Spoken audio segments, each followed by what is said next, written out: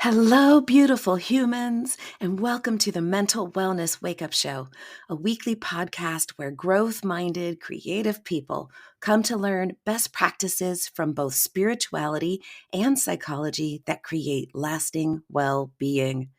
I am your host, mental wellness expert, improvised acting teacher, therapist, and coach, Dawn McMillan. Let's get to it. I had a client tell me recently, she said, I am so tired of working on myself. Ooh, howdy. I definitely feel that. I definitely feel that. In my work as a therapist, I spend a lot of time helping other people work on themselves. And in order to help other people work on themselves, I have to work on myself. And then just very much, it is important to me to be a spiritual quester. I am really interested in evolving as a human being. So that involves a lot of navel gazing, as they say, a lot of, who am I? How am I? Well, there is a shadow side to that. Have you noticed a rise in narcissistic tendencies in our culture? We put a lot of blame on the selfie, but yeah, we spend a lot of time thinking about ourselves, talking about ourselves, promoting ourselves. And research has shown that people who are prone to depression and anxiety, if you record a conversation, will have so many more I and me first person statements than people who are not as prone to depression or anxiety. We also have a loneliness epidemic. And one of the problems with loneliness is that it becomes self fulfilling, it becomes self perpetuating. We maybe get a little disconnected from our friend group, whether it's because of divorce or a pandemic or whatever. And then we want to connect to other people, but we're so focused on, well, are they going to like me? What does this mean about me? Am I going to say the right thing?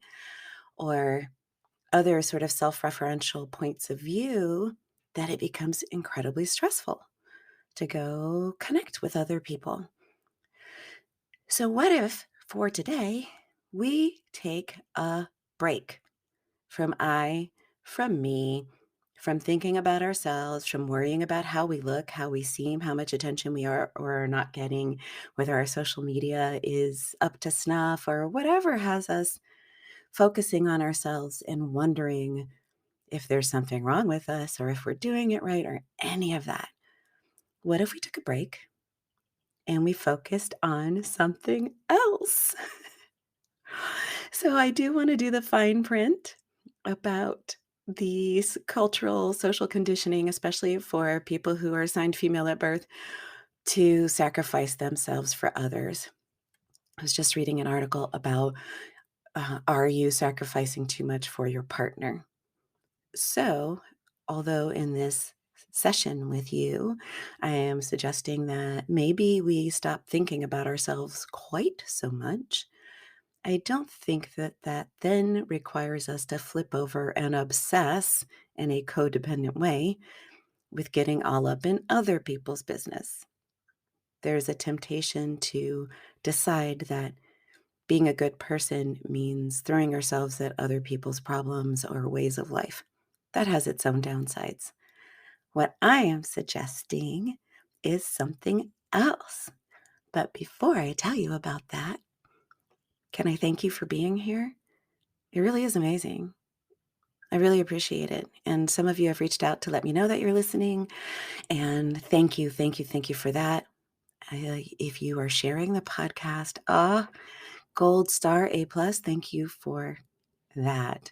And if you have a chance to go over to iTunes or Spotify or wherever you're listening and give a 5-star review, that really matters. It helps other people find the podcast. So we have even more people to share our thoughts and feelings with. All right, here we go. I took a seminar a while back from a couple of dudes whose name escapes me, but they're from lesslonely.com. And they created something called a Connect deck. And I love it because, one, people just keep telling me over and over again, I just really want a connection. I want to connect. I want to connect. I want to connect. I'm always happy when I have a good connection with someone. And then I am working with a lot of people with social anxiety. So this getting connected to other people, whatever that means for you, seems to be on people's minds a lot. So they have this little connect deck, and it's a lovely little deck of cards, and it has challenges in it. Da, da, da, da. So I want to share with you the first 7. Why 7? Because there's 7 days in a week, and my podcast comes out once a week. So let's talk about it. So challenge number 1 is smile at a stranger. Briefly make eye contact with a stranger today and smile. Now that seems kind of simple, but sometimes we are so in our own heads when we're out in public that we don't acknowledge that there are other people there, or we're so in our phones. So when you go out today to pick up whatever it is that you're picking up or run whatever errand you're running, or if you weren't planning to go out of your house or office today, go do that and just catch someone's eye and smile at them. And if you're in a situation where you are wearing a mask, smile super big so your eyes crinkle. People will feel it. So challenge number 1 is smile at a stranger. When I speak to people who don't have a lot of friends, and that seems to be a lot of people right now, both because of the loneliness epidemic generally, I think, and also some of the alienation that occurred throughout the pandemic, I remind them that they might already have a friend circle, a potential friend circle available to them if they wanted to take advantage of it. This comes from some research that I found a while back about how to make friends.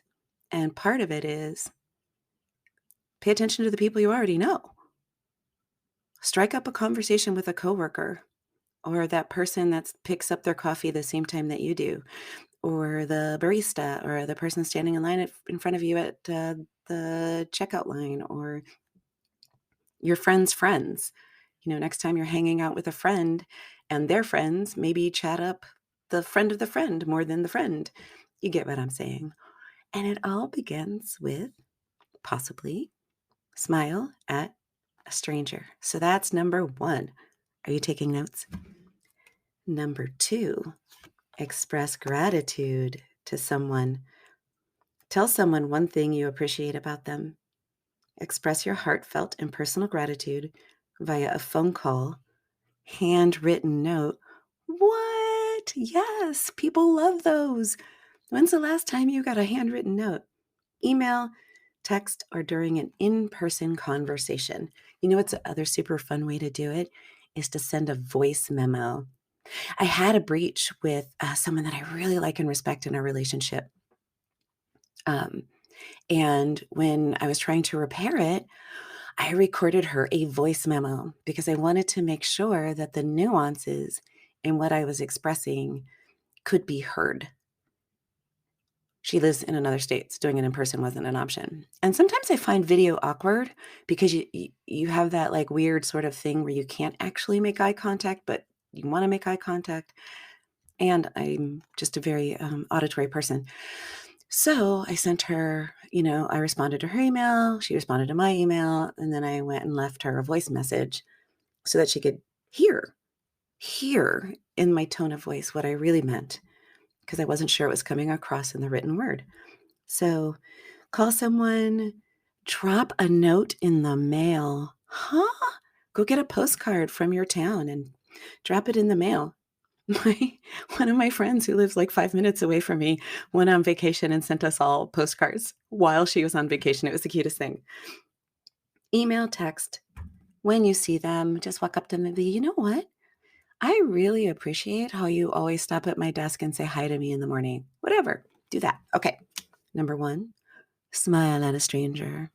And if they're cute, hold their eye contact longer.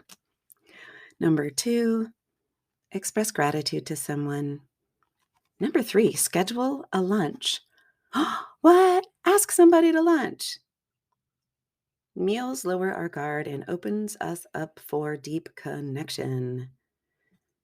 Yeah, so ask someone to lunch.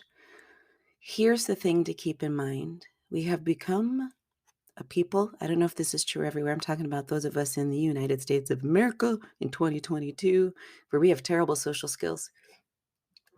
One complaint that I've noticed from people I'm working with is they reach out and reach out and reach out, and the other people never reciprocate. So be prepared that you may ask someone to lunch. You may have to do it more than one time. So before you assume that someone's blowing you off because they don't like you, do it a few times. And if they don't respond, then let it go. They're not worth your effort because they're not available to you. Don't assume it's because they don't like you. Just assume that they're not available to you for whatever reason. I'll give you an example. When I've been at certain jobs that I've had, I like to eat lunch alone because it's my opportunity to decompress from the rest of the day. Yeah, I'm an introvert. So sometimes it's super fun to go to lunch and chat it up and just have fun. But sometimes I needed just to hide away from everyone else. And I would sometimes take a nap in my office. Like I really just needed lunch to decompress. So ask someone to lunch. But if you don't get the response that you're looking for, assume it has nothing to do with you. Seriously, assume it doesn't. Try a couple of times. If it doesn't work, keep it moving and ask someone else. And if they don't reciprocate, also don't assume that has something to do with you. Americans in 2022 have terrible social skills. Subtext. If someone keeps reaching out to you to do something, you reach back. You make the effort. Even if it's, hey, I noticed we haven't done something in a while. Are you up for something? I have several friends in my life who are planners. And even being as aware as I am of the need for reciprocity, I can get lazy. I'm like, oh, so-and-so will take care of it when she has time. She'll send out an invite. So at the very least, thank the person for being the social coordinator of your little group or for planning things. At the very least, thank them and let them know that you would love to do something again sometime. And if you're the person who's always the like, hey, let's go do something, maybe explicitly let other people know that you would really love to be invited to something sometime and not always be the planner. Okay. This is actually turning out longer than I thought it was. But yeah, so number 3, schedule a lunch. Be like, hey, Rodrigo, you want to go grab lunch on Thursday? I want to try that new ramen restaurant. Or, hey, I like eating lunch outside in this kind of weather. You want to grab a bag lunch and hang out at the park bench together on Friday? Ask someone to lunch. All right. Challenge number 4. Establish a phone-free zone. Choose one situation today that will be phone-free. And use that time to connect with your thoughts or your surroundings.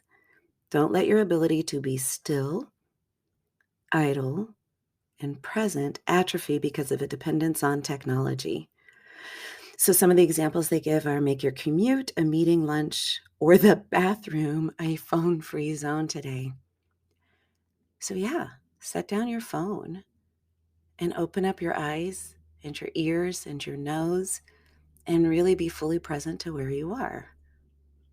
So in that example that I gave, a smile at a stranger, maybe while you are shopping, tuck your phone away and just be there doing your shopping.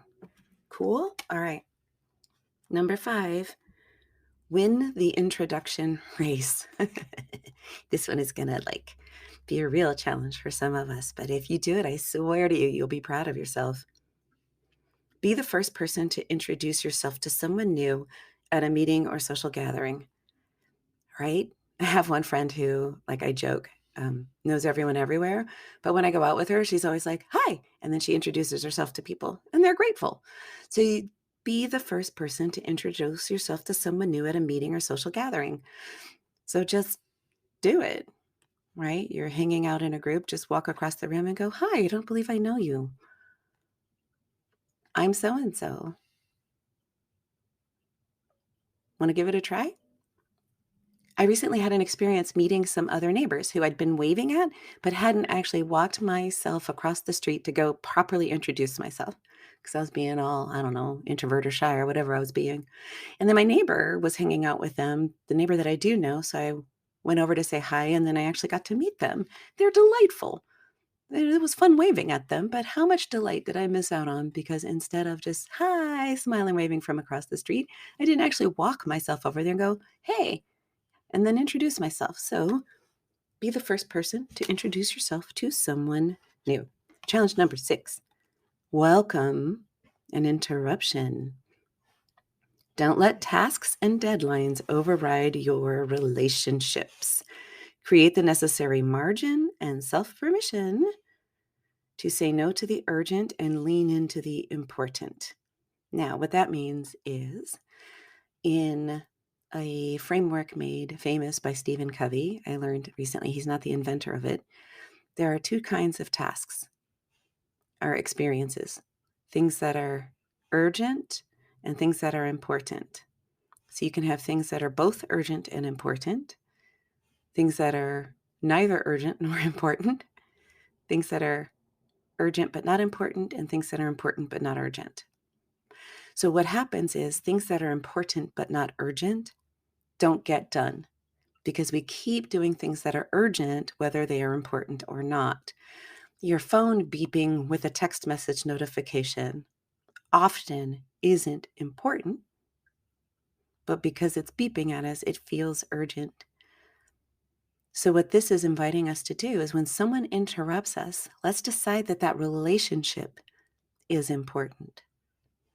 And the way that we can welcome those interruptions is to arrange our days and our work and our deadlines so that we're not doing everything at the last minute or everything isn't so pressing that any interruption is going to blow the whole caboodle. So one of your challenges is to welcome an interruption. Somebody stops by to ask how your weekend was, fully embrace that moment. And the last one is ask for advice. People feel closer to us when we ask them for advice because it says, hey, I value you and the way you think. Can you help me out with something? So just pick something small. It doesn't even have to be, should I take the job in Botswana or Bolivia? It can be, hey, I was just wondering whether to take lunch at 12 or 1 today, and I'm not really sure what makes more sense. What do you normally do?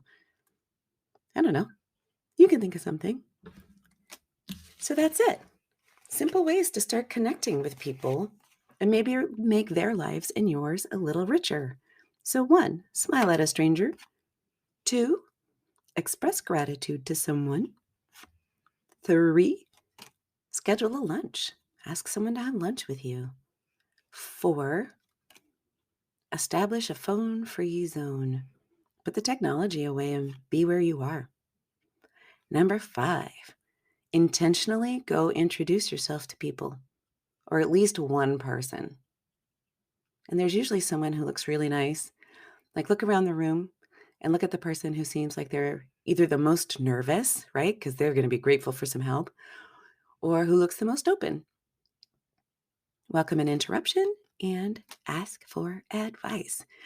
So let's think a little bit about other people and connecting with them instead of thinking about us for a little while. And people are so hungry for connection right now.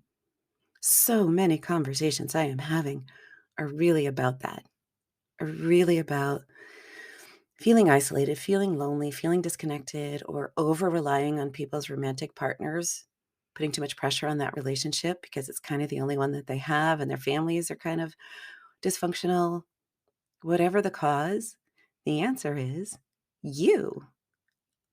You making a little bit of an effort to connect to someone else. And if it doesn't work, it is not about you. It is not about you. Remember the 4 agreements? Take nothing personally. Sometimes people just aren't ready, or they have poor social skills, or, they're on their way to the bathroom. Don't take it personally, but do take the risk. So here is my wish for you. Go out there and make someone else's day a little bit brighter by offering them a little bit of connection. And you know what? You know why it needs to be you? Here's why it needs to be you. Because you are so dope. You are amazing. You are wonderful. You are a really cool person to know. You are whole. You are perfect. You are complete. You are worthy and deserving of so much awesome, so much good, and so many rich relationships. You deserve nourishing, amazing, wonderful relationships. So get out there and make some. All right. See you next time.